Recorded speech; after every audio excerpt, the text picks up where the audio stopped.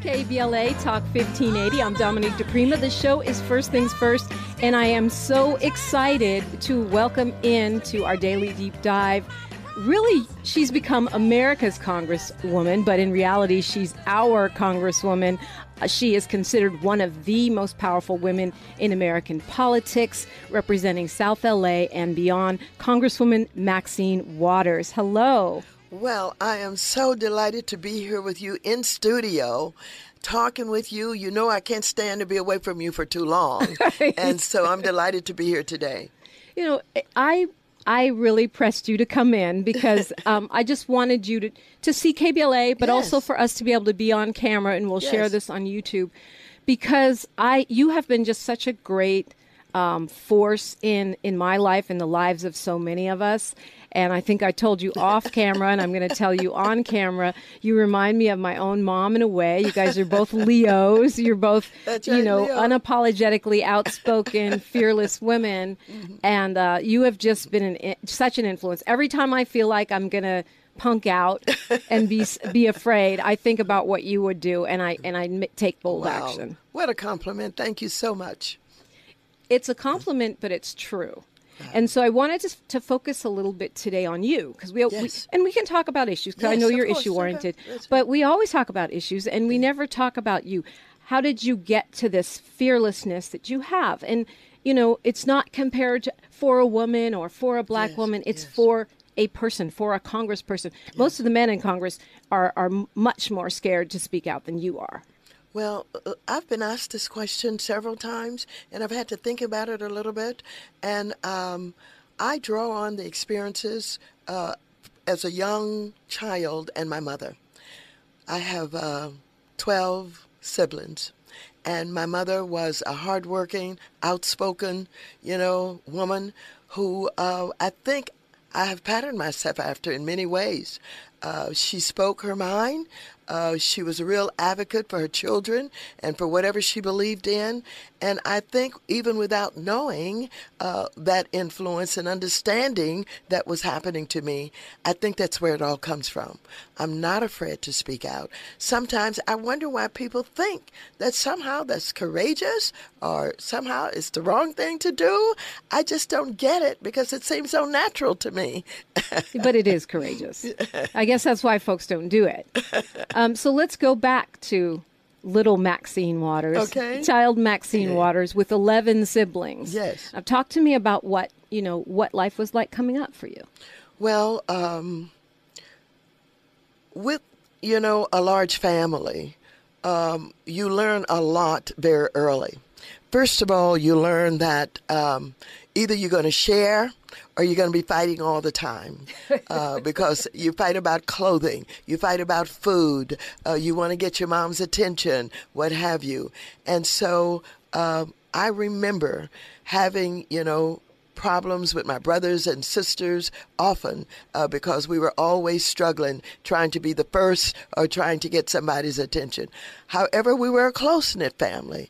And so I learned an awful lot. Because there were 8 girls, actually, it's 13 of us altogether, 8 girls and 5 boys.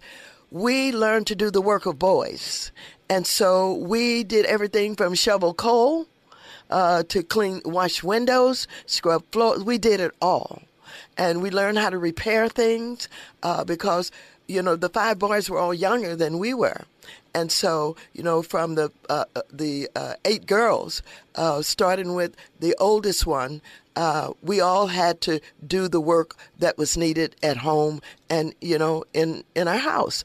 And so I learned an awful lot, and I'm not afraid to work. If I don't need to say I can't clean the house because I don't have anybody to help me. You know what I'm saying? I can't say I can't wash out something because my washing machine broke or something. I just don't do that. Whatever happens, you figure out what's the alternative. How do you get it done? And so I think that's a lesson or lessons learned. For a while we were on welfare. And I thought that I wanted to be a social worker because I thought the social worker was the most powerful thing that I'd ever seen, who could come to your house and could tell you how much money you were going to get, what you could do, what you could not do. And so I aspired to that for many years. But I want to tell you, I think one of the most significant things in my life was the teachers that I had in an all-black school called the James Weldon Johnson Elementary School. Those teachers cared about us. They spent time with us. I stayed after school with one of my teachers who taught me to play piano a bit. And this was not something that she was required to do, but she was just comfortable in working with the children in that school in any way that she could. I had one teacher who came to my house on a Saturday to get me because we were going on a picnic, and because we had so many girls, we had to stand in line to get our hair washed and done. So she took me home, and she did it. And she took care of me so that I could go to the picnic. And so these were valuable experiences that I've had. I had great teachers in my elementary school.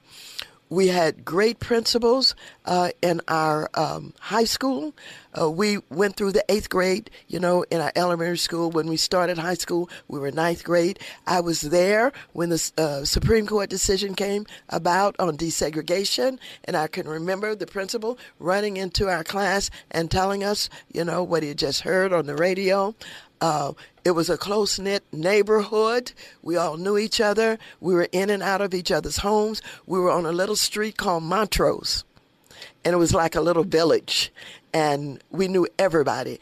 And we used that knowledge to make fun of people and to create humor, and we knew everything about Miss Willie, who was the gossip on the block, and on and on and on. So we were poor, but it was a wonderful lifetime that I had. I learned an awful lot. I learned to do without a lot. I started working when I was about 13 years old. I cleaned tables in a segregated restaurant called Thompson's Restaurant, but I bought all of my clothes to go back to school with in September, and I had great clothes because I had money to spend. And she still has great clothes.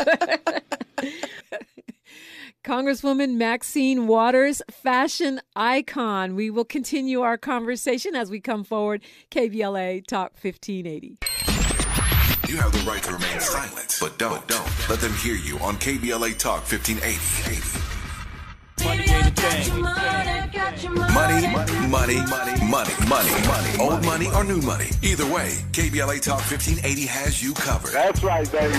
Tune in weekdays to the Millionaires Roundtable with Lynn Richardson at 12 noon and keep it locked to Ahead of the Crypto Curve with Naja Roberts. Weekdays at 1 p.m. It's the KBLA Talk 1580 Midday Money Chain.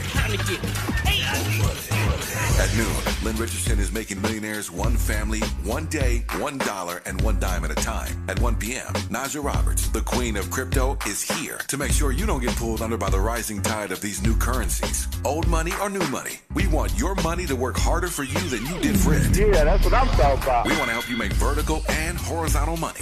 Money when you're standing up and money when you're lying down. It's the KBLA Talk 1580 Midday Money Chain, the Millionaires Roundtable with Lynn Richardson, weekdays at 12 noon, followed by Ahead of the Crypto Curve with Naja Roberts at 1 p.m., only on KBLA Talk 1580. More money. Thanks for waking up with Dominique Diprima on KBLA Talk 1580. We are talking with Congresswoman Maxine Waters. And as I mentioned at the top of the show, Maxine Waters, now America's Congresswoman, but really she's serving South L.A. That I've interviewed you over so many years, but I've never had a chance to really get personal with you. I never thought about it. Yes. St. Louis, Missouri. St. Louis, Missouri. Talk to me about that. St. Louis, Missouri was basically a segregated town. And so I was raised in an all-black community for the time that I was born at home because we didn't have hospital care. Wow. We didn't have doctors and nurses and preventive, health care, any of that. And so there was a midwife that delivered me at home. And I, was born into a family where there were already my 1, 2, 3, 4 girls before me. And so I learned a lot from my sisters who had responsibility for taking care of us.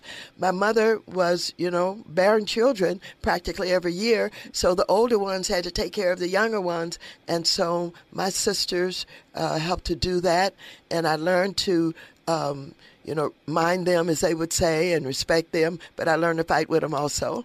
And so it was an interesting life, being a young black girl in St. Louis, Missouri, in an all-black community where the teachers were very responsive. We went to church. We went to church on Sunday. We went to Sunday school. Then we would stay after church to meet my mom, who would come. And then at 6 o'clock, we would go back to what was known as BYPU, and that was a young people's program in the evening. So we learned a lot. And during the summer, we had to go to Bible school. And then we had people in our community who taught Bible classes on their own. They had these felt boards and these felt figurines and bright coats, You learned about Mary and Joseph and Peter and Paul and everybody else. So we were infused with a lot of religion. And so I think that's where a lot of my values came from. While I'm not a deeply religious person, what's taught in religion is what shaped my values in life about respecting others and doing unto others as you would have them do unto you, and to share and to give and to be able to have empathy and understand other people and what you could do to be helpful. My millennial friends joke with me about the range. Having range, I guess, is a thing for the millennials. And I think about what you're telling me. You came up in a segregated school. You were born without hospital care because you didn't have health care. No. And you have ascended to, many people say, one of the most powerful, if not the most powerful woman in America. Yes. I am willing to bet you're one of the only members of Congress that's worked in a factory, that's worked as a teacher. It may be. It may be. I'm not supposed to be there because the way our society works, you have to have a certain kind of path, to be able to chair a financial services committee of the Congress of the United States. First of all, it was, the way that Congress worked was really white males, achieved these kind of positions. And you think about the age and the history of the Congress of the United States, I'm the first woman and the first black to chair the Financial Services Committee. So, it's been a long path, but we see things are changing. The Congressional Black Caucus now, we have about, I think 6 of our members who chair very important committees. And so we have come along at a time when we've been able to achieve in certain ways that was not expected of people who come from our kind of backgrounds could do.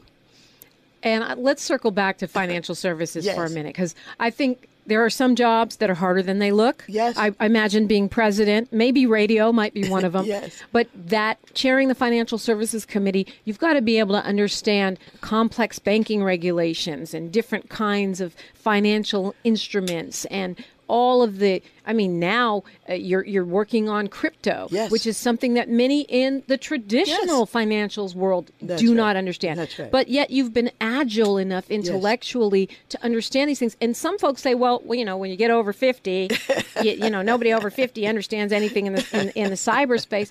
How did you get those skills, that knowledge, and how do you stay so current? And flexible to understand these things, which I would argue a lot of folks in Congress don't.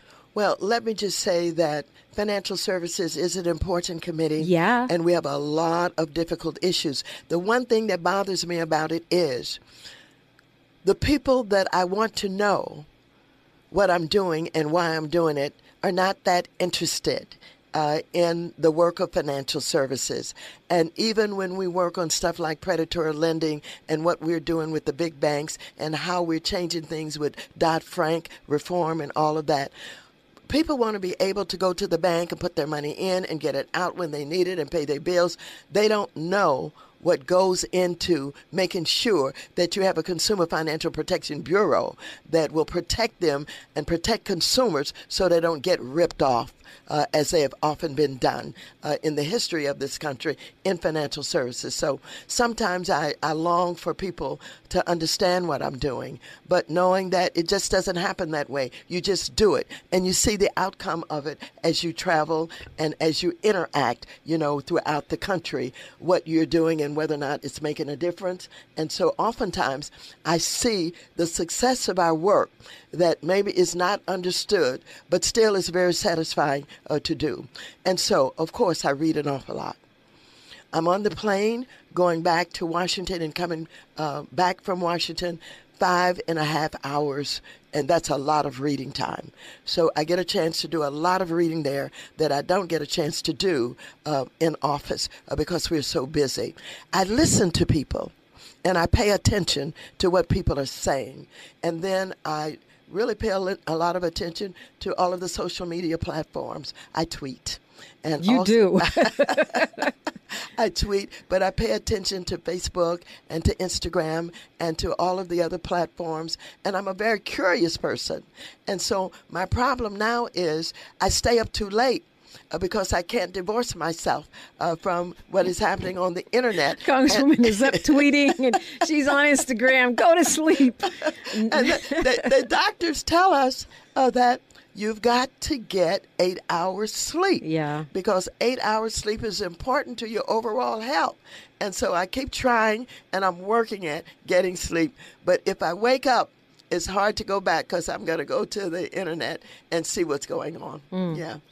So, it sounds like the key is just reading, listening, and staying current. Yes. Well, of course, you got to have the brain to understand what you're reading. Sometimes I read the financial section and my eyes glaze over. I'm not going to lie, Congresswoman. But it's okay to read it 2 or 3 times because oftentimes the way it is written is not, written well enough by which to get others to understand it. I run into that a lot. Many people think that if it's written well, but that's not always the case.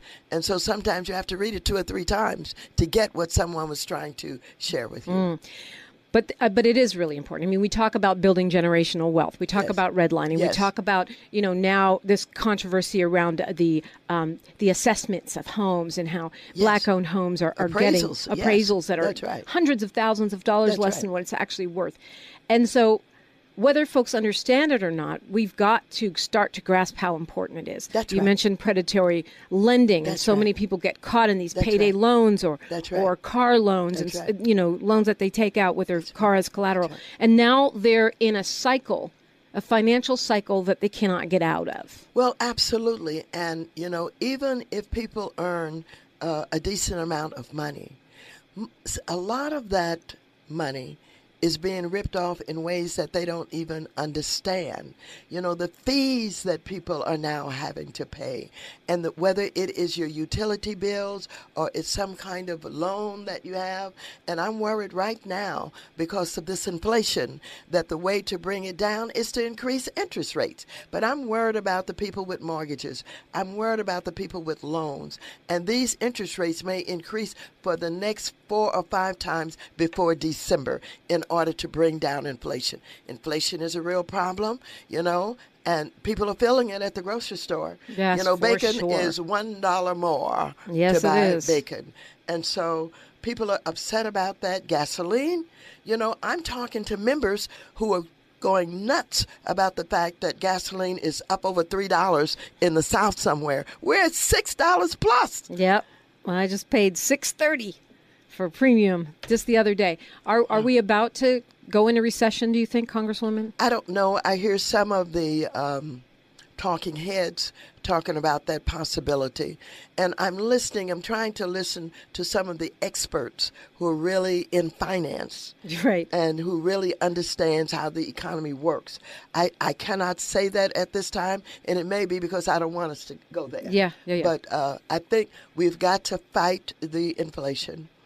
We've got to make sure that our families and people who are working are making a decent living. We've got to increase the minimum wage because while the prices go up, the wages are not matching of the fact that the prices are going up.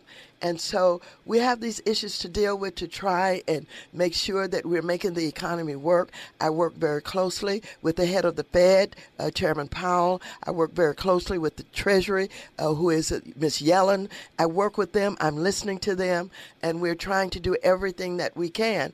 And it means that the government is going to have to do more stimulus and support families so that they can have food on the table and so that they can pay the rent. And I'm working on evictions too. You know, I absolutely put $46.6 billion into rental assistance, much of which didn't get applied for early on. And many of the people who wanted it were not familiar with the systems and the menus that are put together on the social networks, basically, in order to be able, you know, to get the money. But it has gotten better, but it's going to end about the end of this month. And I think we're going to have to do more to give some rental assistance because, again, the prices are increasing and the pay is not. I'm smiling because I see how you pivoted to the needs of the people, which is a beautiful thing about you. But I said we were going to talk about you today. Okay. And that's part of the essence of really who you are. And, you know, it's so crazy because there's always one image of a lawmaker or a famous person in the media. And then there's the real image. Yes. And I think I've had a taste of both of those with you. You're a very involved mom. Yeah. You're a very involved grandmama. Yeah. Family is really important to you. That's right. Talk about how you maintain that as you're flying back and forth and reading financial briefings and all of that. Well, we talk a lot. We talk every day, and we keep up with my grandchildren because they move around a lot. You know, my oldest grandson is the manager for Janelle Monáe, and so he's all over the place. But now he's between Atlanta and here. But yeah, I just talked to him, you know, today. I have to find out, where are you now? I'm in New York. Where are you going? I'm on my way to Paris. And so, you know, I just had to keep up with him. My young millennial is a true millennial. I mean, he's brunching every Sunday. I said, where you get this money from? He's got all of the technology that you can think of. And so he changes jobs a lot because millennials don't stay on a job long. If the next job is going to pay more money, they're out. And now I think they're working at home. They're doing 2 and 3 jobs, you know, because they got to have money, because they got to go to their friend's wedding at Martha's Vineyard somewhere. And so, you know, I'm keeping up with all that, but it keeps me, you know, active and it keeps me engaged. And so I enjoy that. But I do have precious time of my own. I'm a collector and I love antiques and I collect dolls. I have about 300 dolls, and they're basically black dolls for the most part. Some are Indian. Some of the other, you know, races and cultures are, you know, presented in my collection. And I've loaned it to the city a few times when they have displayed it, you know, down on Washington Boulevard there.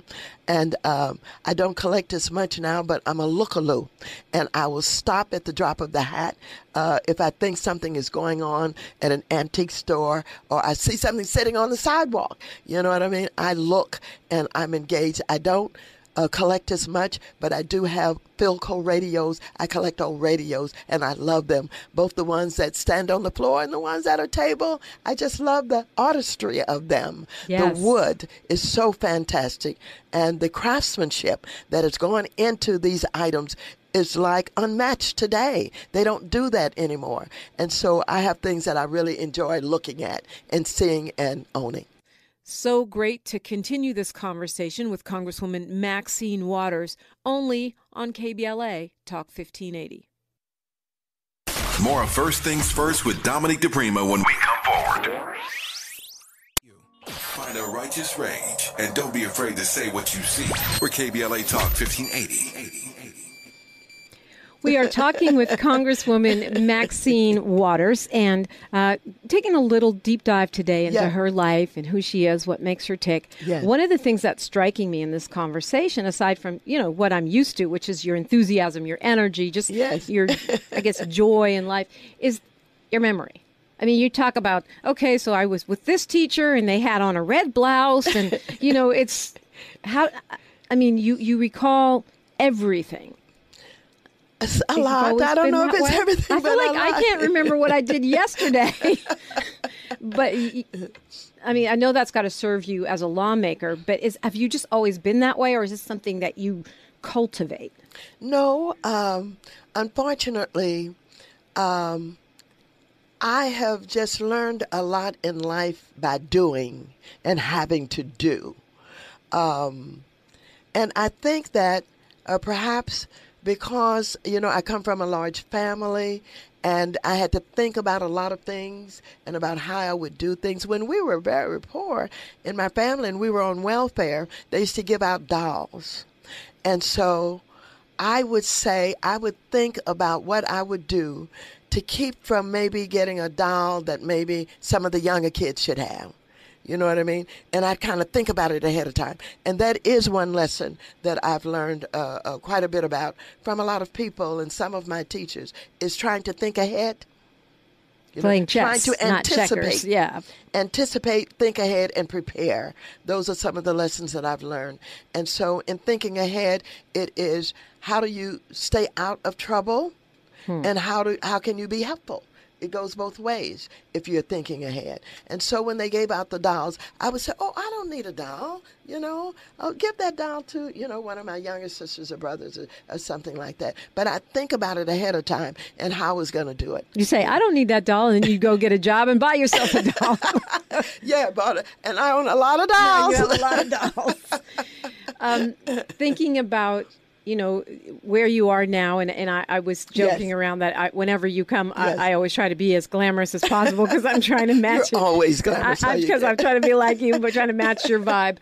But yet you seem to have a way of staying in touch with folks that are, that are starting out, people that are struggling, people maybe on the lower rungs of the ladder, just like you're talking about giving the doll to the other kid. When folks get famous or when they get powerful, they often forget. How do you stay in touch? Well, I cannot forget because, again, of my life's experiences. And I was talking with someone who I think was doing an interview, and they recalled what happened after the Rodney King beatings and the insurrection that took place. And they said I was walking in the public housing projects, giving out diapers and helping people to have food. That's natural for me. You know what I'm saying?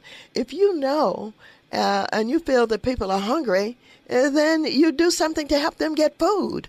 If you think somebody needs some clothing, you do something to help them. I mean, it's just a natural kind of thing for me because I think that most of us have something we can share, and we should not walk past people and not understand the plight that they may have, that they be in without having food, without having money, et cetera, et cetera. So, I give out money to the homeless, and it may be $1. I try not to give change anymore because one guy told me, "Is that all you got to give me?"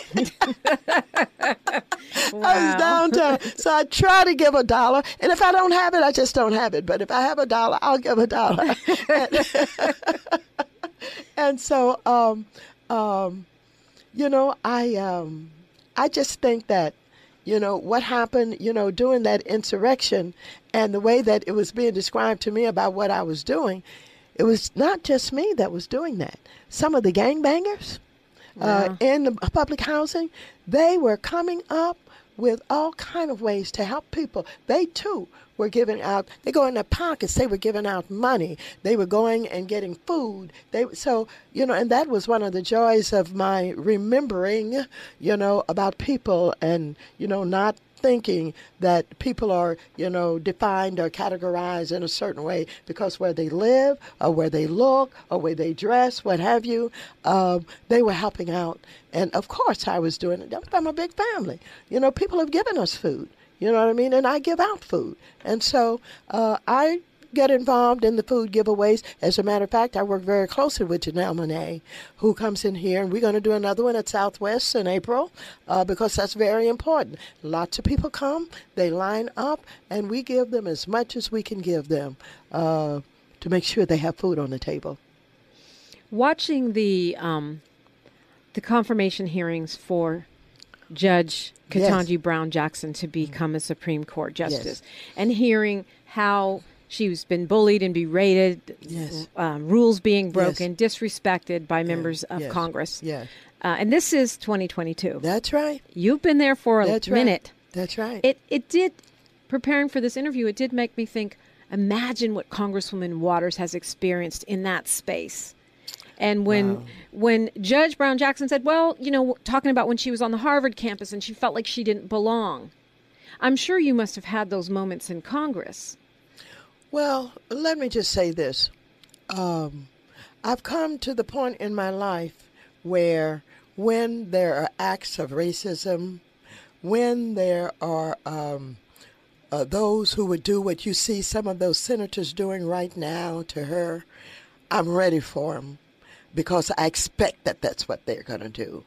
I don't expect that somehow we have arrived at the point in the history of this world, in this nation, in this country, where everybody now understands how to respect each other, how to love, how to, not, take advantage.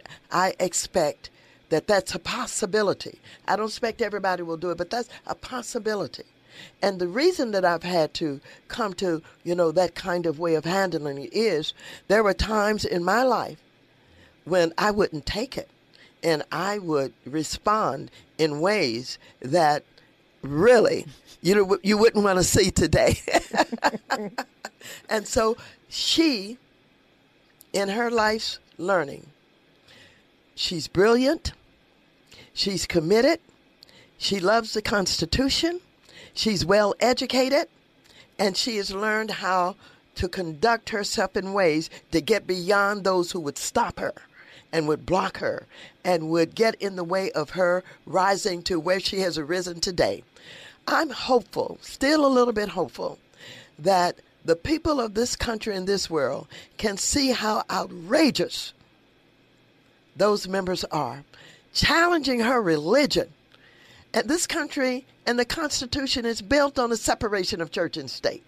How dare you challenge somebody about your religion? How often, do you go to church and all of that? But in watching this and watching the outrageous questioning and the ridiculous questioning, I'm hopeful that people will see, oh, I didn't know it was that bad. I didn't know they were like that. I did have last night when I was doing a special event in Hawthorne where I was bringing, some resources to them. I had the wife of the past commander of the VFW place there who said to me, can't you do something about Ted Cruz? Well, that's a great question. Yeah, but I was glad to know that she asked it because, that veterans community is not always a, progressive liberal community. Right. And, it's more conservative, what have you. But I was so pleased she asked me that because she saw something she did not like, and it was Ted Cruz. Nobody in their right mind can like him. You know what I mean? He's a terrible, awful, ridiculous human being. And he unmasked himself in that situation. Yes. So it's well said. KBLA Talk 1580. We are talking with Congresswoman Maxine Waters.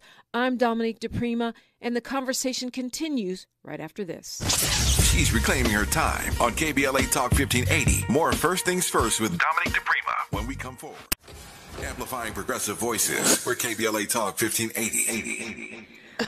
This is the Congresswoman for the 43rd District. She's probably your Congresswoman. She's definitely mine. She's America's Congresswoman now. Congresswoman Maxine Waters is with us. You're in town, back and forth from Washington all the time. And you're here now doing what we say is the fun part, which is providing resources for different districts. That's right. For various projects. Yes. And it feels so good because, we used to have something called earmarks, and we haven't had them since 2009. And with Biden coming in and us being in control of the committees, what we were able to do was to bring back earmarks. We call them community projects now. And so we were afforded 10 such projects for each district. And it was very competitive. And so we had to go to our districts and find out, give them the information, and find out who was going to respond to this request for proposal and send back ideas and projects that they would love to do. So we had a possibility of getting 10, but we weren't guaranteed 10. But I got all 10 of mine funded. Congratulations. Thank you. That's where experience and That's tenacity right. comes in, right? So we were able to take care of much of my community. We did Torrance. We did Hawthorne. I'm doing Gardena tonight. And there were other projects outside of the direct cities. I did Southwest College. Boy, were they so pleased. I gave them $1,500,000. And they have 2 centers that they are creating. One to help people who have been at risk, who want to come back into school, and showed us how that works. And a person testified there, gave us her testimony, rather, about the fact that she had been on drugs and she had been in prison for 2 years. She found this Southwest College, got there, was embraced, learned so much, graduated, and now she's on her way to a higher college, a 4-year college. That's and wonderful. So it was wonderful. So we gave them that $1,500,000, and it meant so much to them. Each place that we have gone, they have special projects that they have, and we're going to do El Camino, that's in the district also, and we have just left, I think, Gardena in terms of, we did the South Bay program that does job creation. We did $500,000 for them, on and on and on. So we made events out of them. I went to the locations. They called their friends and students and all came in. We had the big phony checks that we displayed the amount in, and some went way out. And the press was there covering it. A lot of this, about 5 cameras at Southwest College, and the cable stations, for the small cities were out. The people were so appreciative, and they enjoyed the activity. And so I was glad to be here to do that. Yeah, thanks for doing that. I mean, that's where it comes in handy to have an experienced lawmaker fighting for our community. That's right. Congresswoman Maxine Waters dropping knowledge and sharing her story this morning. We are KBLA Talk 1580, and we are unapologetically progressive. Say the quiet part out loud. KBLA Talk 1580. The conversation continues right now with Dominique Diprima on First Things First. We're talking with 43rd District Congresswoman in my glam role model, Congresswoman Maxine Waters. What do you want your legacy to be? I know you got a lot more work to do. Yes, I do. But what do you want to be known for, remembered for, both personally and professionally?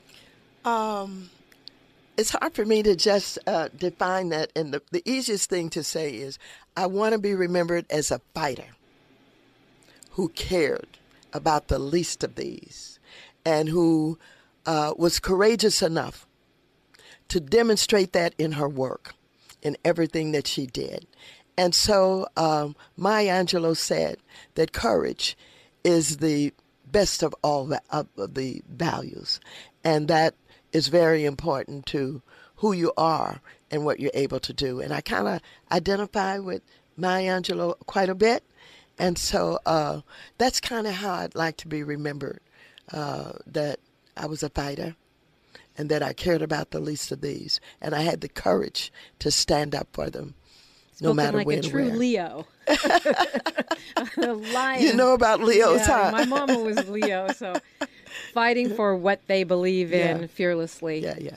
And what's on the bucket list? What do you want to do, either for fun or for politics? Oh, well, there are a number of things, and most of it you say. I talk a lot about issues, and that is we've got to do something about housing in this country.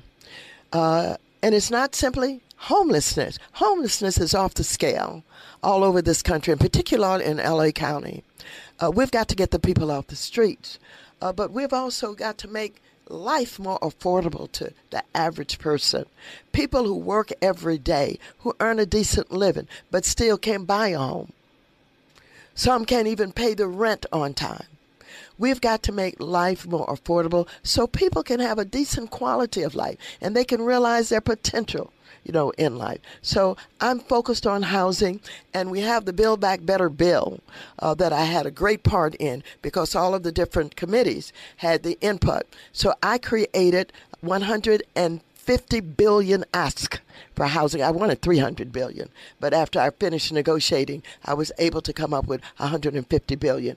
65 billion on that goes to public housing. We have public housing in this country. The elevators don't work. The heat's not on in the wintertime. Children are, getting killed because they're falling off the 10th floor out of a window. And so 65 billion of that went into all the housing in America. And then I put a 25 billion into Section 8 program because people have been waiting in line to get subsidies so they could pay the rent, and they have been holding these vouchers for so long. So I put money there so Section 8 would work. I also put money into what is known as a home program. CDBG program comes into the cities so they can help people with down payments, et cetera, et cetera. So housing is top on my agenda. And we could talk about this all day, but I know we don't have a lot more time. But that Build Back Better, some of that may come out in chunks. And so hopefully, that's right. Because apparently the whole thing can't pass. That's right. Because Republicans think it's too radical to get kids preschool. That's right. Too radical to get, parental leave. Right. Or the child care. Or make the child tax credit permanent. It's too radical to actually feed children. And that's one of the best things we've done with that child tax credit. Absolutely. You know what, to me, that's why I call Joe Manchin and Kristen Sinema, to me, they're the radical right wing of the Democratic Party. That's right. Because if feeding kids is too radical for you, then you're a far right wing extremist, in my opinion. You named it. You called it.